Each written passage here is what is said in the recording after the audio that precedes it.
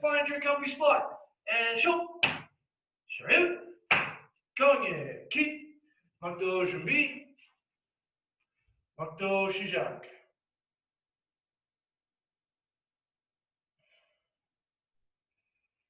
Mark the butter. Show. Sharif. Kogne. Keep. All right, quick primer on patterns. Patterns are a series of repeated motions that are always the same each time you go through, right? So if martial arts is an art, patterns is actually the sciencey part of it, where everything is done the same way, and every time you do it, it should be done the same way. Now patterns, all these motions, they work together in a way that helps build a bunch of foundations. Flexibility, strength, balance, the ability to transition from stance to stance, how to turn your hand properly in a punch instead of dropping your elbow out. There's a whole bunch of little tiny things that happen in patterns that you won't necessarily see or learn until you're get more experience. And then when you're training, you're like, oh, that's why we do that part in the pattern. That hand snap for your blocks is the same as a twitch. It's the same for the block. It's the same for your knife hand. So there's a lot of little things that show up in your training, but don't seem directly useful in patterns. That have been said, patterns aren't directly useful. If you do this block in a street fight, you're probably not going to have the experience you are looking for. It's the best way to put it. But instead, that block teaches other things. All right, that's one thing to remember on patterns. So now first step is we're going to go through basic pattern skills, then we're going to do the patterns themselves. First things first, start off, we're going to face one side, I'm going to pad slap, I'm going to step back with my right leg. I step back and I shift my weight. So almost like you're sitting in a horse stance and then you pull your weight back. If you were on a chessboard, you'd be the knight. Your legs make an L. Your back leg should be at the tip of the short end of the L. Your front leg should be at the tip of the long end of the L. And your front knee is bent. It's really easy to do kind of a bow stance like that with the back leg bent, or with the front leg straight. That's wrong. Both knees bent. And then when you do this, if you watch my knees from the front, a lot of people, notice how this knee buckles in that way? That's wrong. Roll that hip open, and then roll the other hip open. It's basically taking a rotisserie chicken from Safeway and ripping its drumstick off. That's what it'll feel like. So I roll that hip, this knee forward, this knee back, and I sink down. From there, I'm going to reach way behind me. My lead hand is going to snap just over the edge of my knee. The other hand's going to snap right onto my belly button. Now, as I do that, if you're watching the front, it's not a straight swing like this. It's a snap, and my lead arm is curved. It makes an arc. If it was straight and it got kicked, it'd be hurt. So it makes an arc. Your backhand is right, hypothenar eminence, on your belly button. All right, just bring your feet together. Boom. So now we'll face towards me, and we're going to go both ways for a few seconds. I'm going to pad slap and step back my left leg. The arthritic one. Fantastic. Reach way behind you, block low. Now you should be reaching over your back leg. So if you step back to your left, you should be reaching over your left.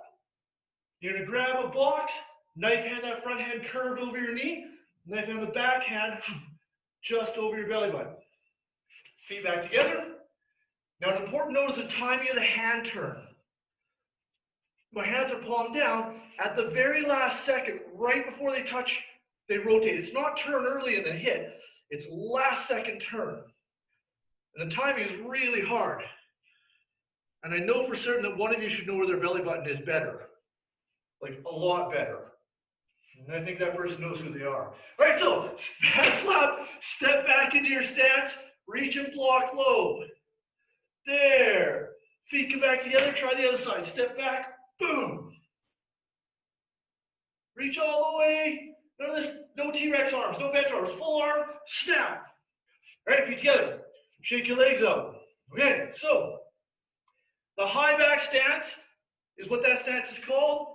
This block is called a double knife hands low. It's generally used in turning in patterns. So if you remember pattern 1 basic, we turn and block first, 2 punches, turn and block with a double knife hands low. Even in pattern 2 or higher patterns, you block, right? If I'm here and I go my high block, I turn with a double knife hands low. So your double knife hands low is generally used in our patterns when you are changing direction.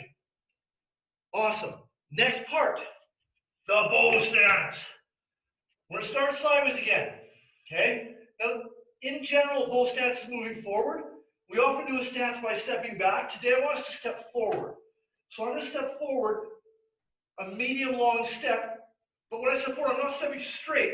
I'm stepping also to the side. And as I step forward to the side, if I look down at my feet, I imagine I am a car. Vroomy, vroom, vroom. As I'm driving my car, I want to be going straight. My back wheel, this back foot, should be pointing straight. If you're in a car and your back wheel points sideways, you're going to have a really short car ride. So, back foot points straight. This is challenging on the ankle, so sink your weight over your front knee. Good, bring your feet back together.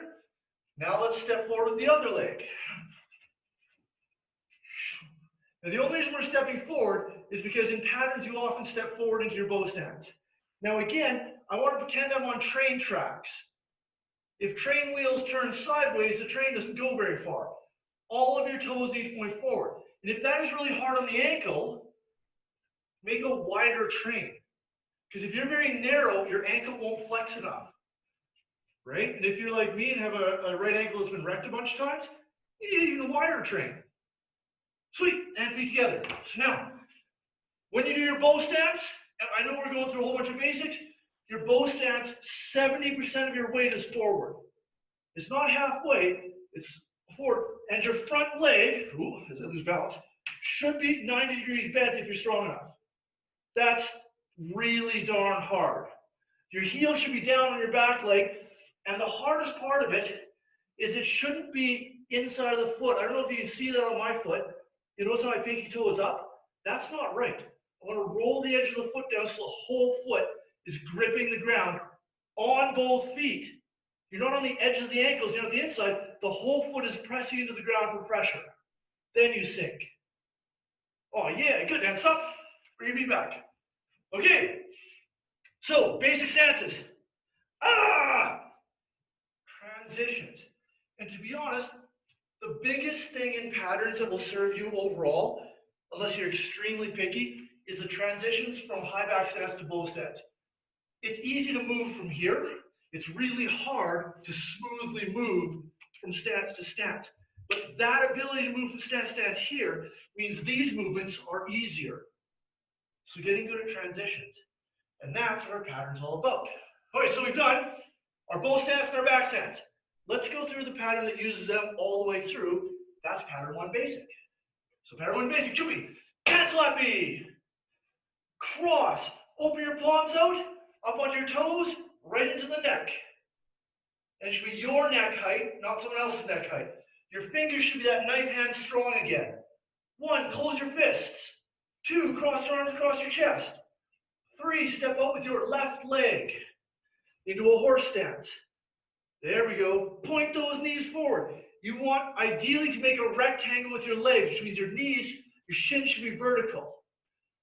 Drop your hands, pull straight back, 2 elbow number 3s. Awesome. 1, reach and block.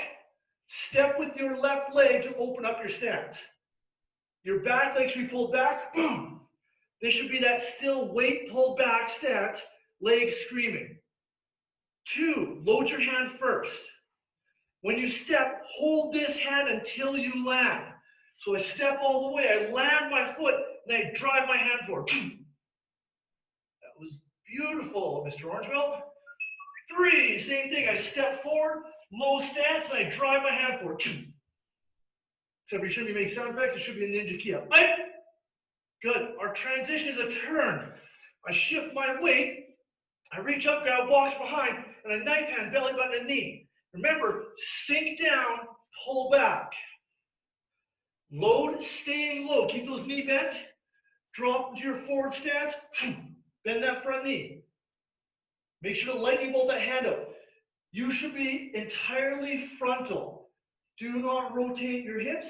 Chest square. Symbol on your shirt, if you have one, is like the train headlamp. Step and punch. Up. Good, and finish. Now, you'll have noticed that through that pattern, a bunch of little things happen. And it's that ability to transition and strike. When you punch, it's like a normal punch. It shouldn't be a flop, it should be fast. So as I step and punch, I land my foot and I drive my head out lightning fast. It should be, and as you get better at your pattern, the time between the touch of your foot and the weight landing on it, that time, as soon as your skin touches the weight landing on it, should be the time of your punch. It shouldn't be land punch. It should be as your weight transfers forward, the punch happens. But that's really picky. It's something to work on. All right, so pattern 1 basic. That's the basic transitions.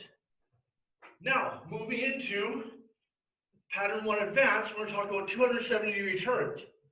First things first, let's go through pattern 1 basic one more time. Chewy, cat slap, cross and out.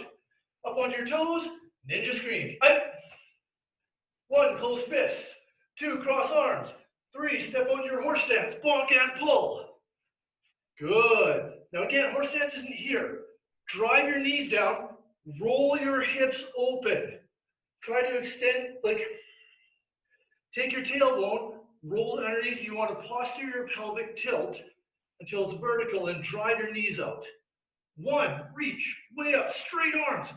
Step and open, and as you step and open, you pull your weight back and snap those hands down. Now your weight should be back leg. Both knees bent, shift your weight 60% on the back leg. 2, step punch. Good. 3, land that foot, drive that punch out. Up. 4, turn and block. Notice how I land and I pull my weight back. 5, step, stay low. Chest up, front knee bent, back leg locked straight. 6. Up. Good. Now the next step. You're going to take your right or your left leg, your back leg. You're going to turn it 270 degrees. Or if you had a pie, 3/4 of the pie. Pie. So I'm going to reach, point your hands over your right shoulder. You're going to turn backwards with your left leg until you get to where your hands are pointing, which will be directly away from me. And then you're going to block really low away from here. Boom. Now, same thing. Weight pulled back, low stance, legs screaming. Load those hands, step and punch, no bow stance. Right? Now point your hands to your right. You're going to turn backwards with your left leg all the way to that direction and block. Now, is your stance pulled back on your back leg, or is it in the middle, or is it forward? Pull back. 10, step, drive. Good. Notice where it gets confusing because you transfer over your front leg this time. Take your right leg, step forward towards me. Reach way behind you. Block. Is your weight sunk straight down, shifted back, and is your tailbone sticking out butt out, or is it rolled underneath your back straight? And 12, step and punch. We'll make that punch snap out. Now, if you take a look at my fist, actually, we'll finish first. Finish. All right, give you guys a quick rest. Now, good news. While we only did pattern 1, if you look on our website, you will find all of our patterns and the rules that we talked about. High back stance, step and weight transfer, good hand and knuckles.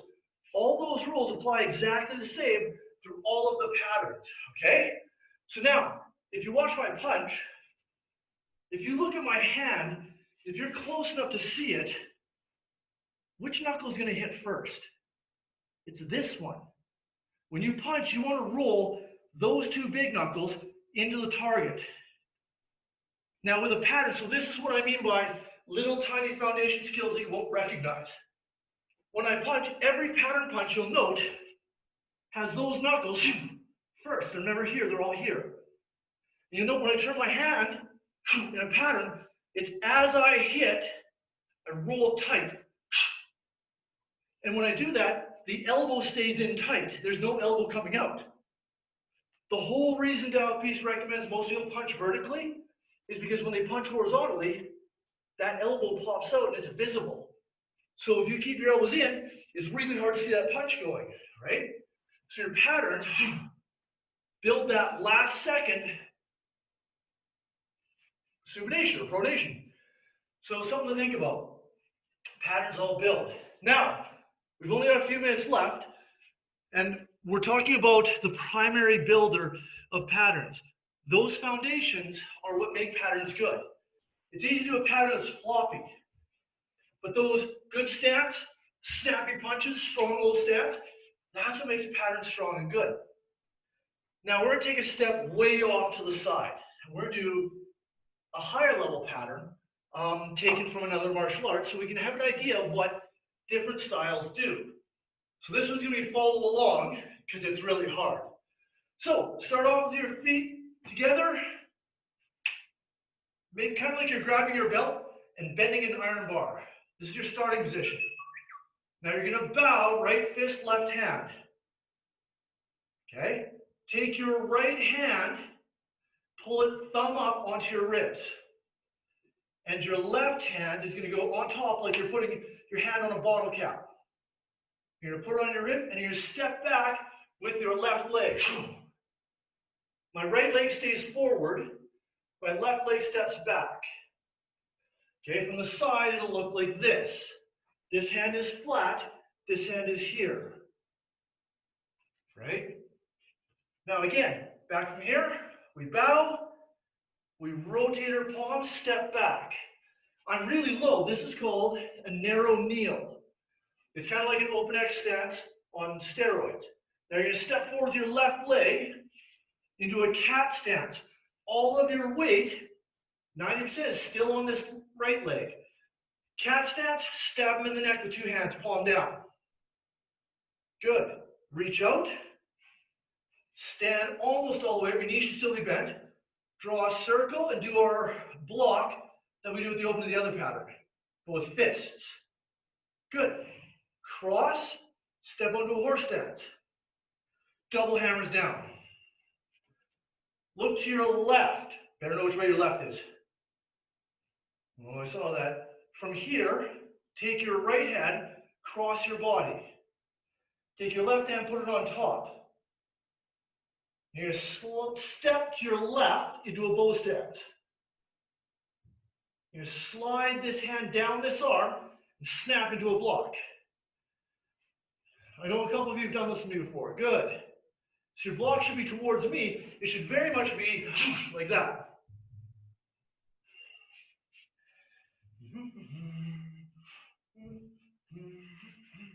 From here, you're going to be going sideways. So start off again, make your bow, palm, thumb up, step away with your left leg. And when you step away, your right foot turns outside. There. So it's here. Step forward into a cat stance with your left leg in front. Stabby stab. Double spear hands to the throat. Draw, feet come almost together. Boom, flower block. Look to your left. Cross your arms. Double hammer fist. Good. Notice my arms. They're not straight. They're curved. This is technically a bell block. We'll worry about that later. Make your ski slope. Right arm across your body. Left arm on top. From here, step to your left. Turn your chest to your left. Block to your left, to the side. So everybody should be here. Boom. Going that way. Notice I'm back in that bow stance. I'm still snapping those hands. Good. From there, punch. Front snap kick with your left leg. Step forward. Eye line. Front snap kick with your right leg. And step forward. From here, take your left hand, put it on top. Turn and lift your knee towards me with your left leg. Turn your left leg towards me. Left leg up facing me. Side kick. Bring your foot back. Hug yourself like you're doing the Macarena. Step into a high back stance. Block high. Good. From here, pat with your left hand. Cross, high block with your right. Punch.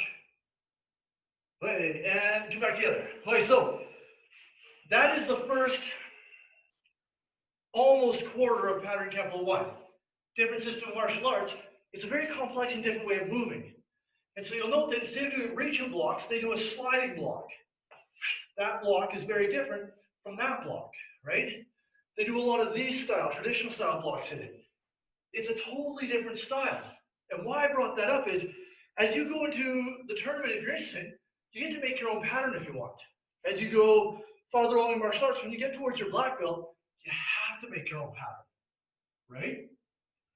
Part of your black belt test is designing, building, becoming skilled at, and demonstrating the pattern that you made. So it's part of something that goes forward. Patterns are a fantastic skill set. I love patterns. Thank you very much for joining me today. On Monday, we'll have more feedback for patterns. Please get ready to bow out. Shum. Shred. Kongye. Keep. Makdo Jumbi. Makdo Shijak.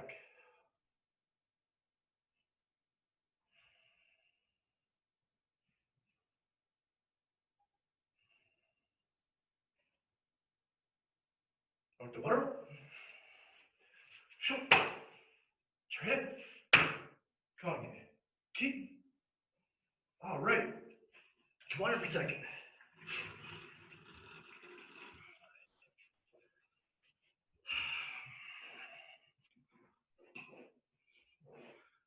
We are what we repeatedly do. Excellence, therefore, is a habit. Some old Greek guy said it. It's either like Plato or Aristotle. And it's important because every time you do your high back stance, for example, if I do my stance and I'm rah, rah, what am I repeatedly doing? Am I actually building my stances the way I want to? Am I building towards excellence? Or am I kind of halfwaying it?